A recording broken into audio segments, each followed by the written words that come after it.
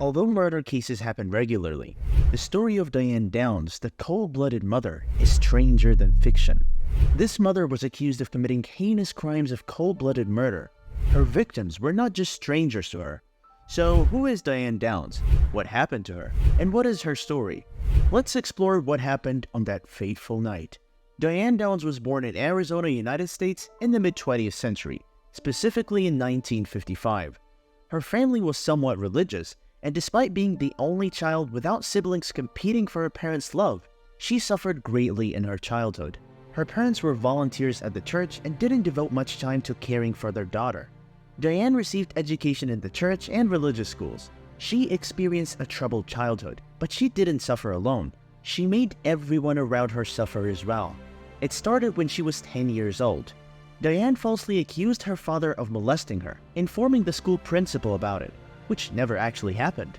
She also falsely accused her mother of trying to torture and burn her, believing that she was punishing her parents for their neglect and preoccupation with volunteering at the church. However, some opinions believe Diane's claims that her father molested her when she was young. Her father portrayed himself and her mother as a conservative and religious family. During her school years, Diane dressed in mature women's clothing and dated older boys.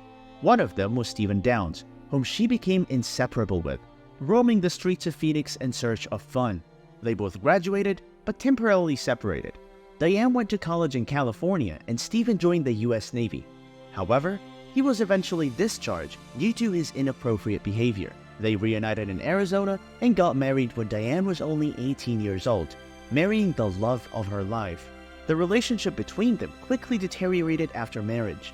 The couple argued regularly about financial matters and accused each other of infidelity. In this troubled environment, their 3 children were born in 1974, 1976, and 1979. By the time their 3rd child, Danny, was born, arguments about infidelity became a heated debate between the couple. Diane was involved with other men and dated them without her husband's knowledge. Stephen became convinced that Danny was not his son, but the result of Diane's infidelity. The unstable relationship between Diane and her husband affected the upbringing of their children.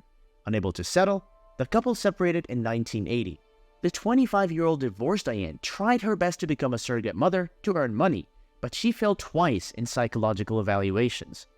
Diane became indifferent towards her children. She often left them with their parents or her ex-husband without prior notice, showing a lack of care or concern towards them. Her sole focus was seeking the love of other men.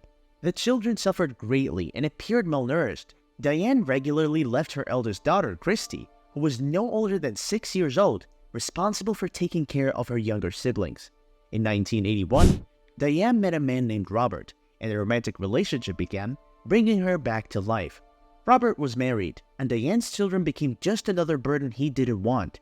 He told Diane that he had no interest in being a father, and the relationship ended within 2 years.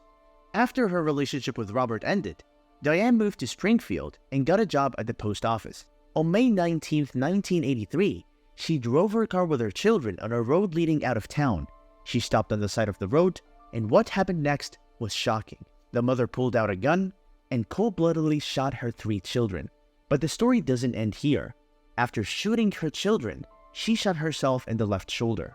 Then, she went to the hospital and told them that she was with her children in a car on a deserted road. And suddenly, a stranger attacked them to try to steal the car.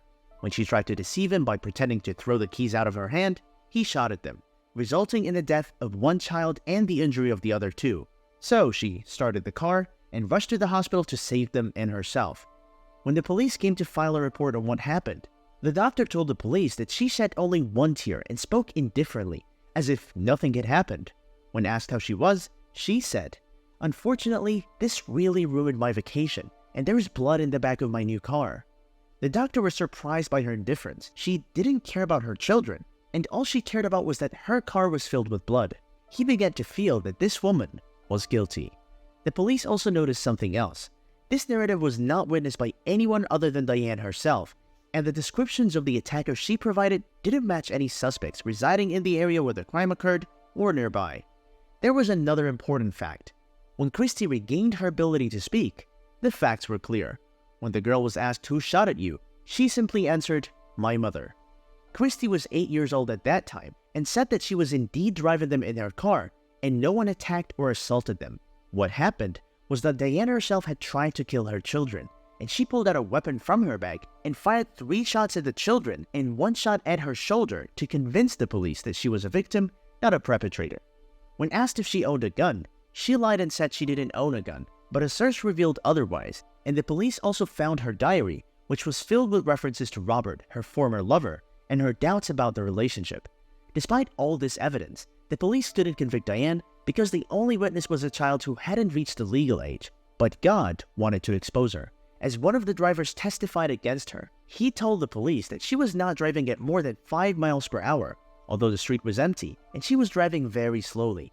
Indeed, it became clear to the police through the testimony of the child and the driver that Diane Downs had tried to kill her children and drove slowly on her way to the hospital in the hope that they would bleed to death. Before her arrest and trial, Downs became pregnant with a 4th child and gave birth to a girl, whom she named Amy Elizabeth.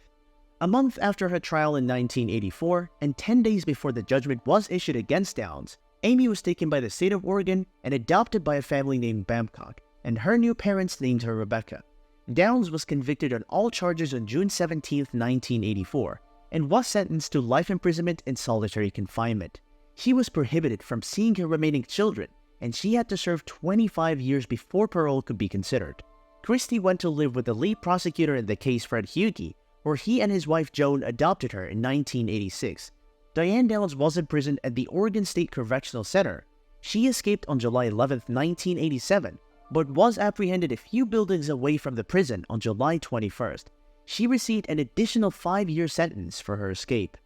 In 1994, after serving 10 years, Downs was transferred to the California Department of Corrections and Rehabilitation. While in prison, she obtained a college degree in general studies. However, she was transferred again when the facility became an all-male institution in 2013.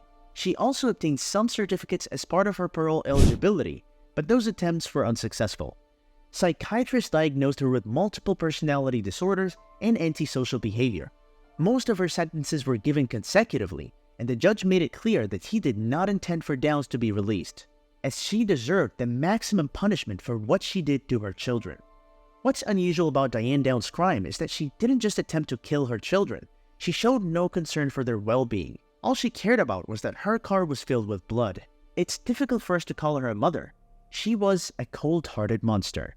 In the end, remember to subscribe to the channel, like the video, and activate the notifications bell to receive updates on new content.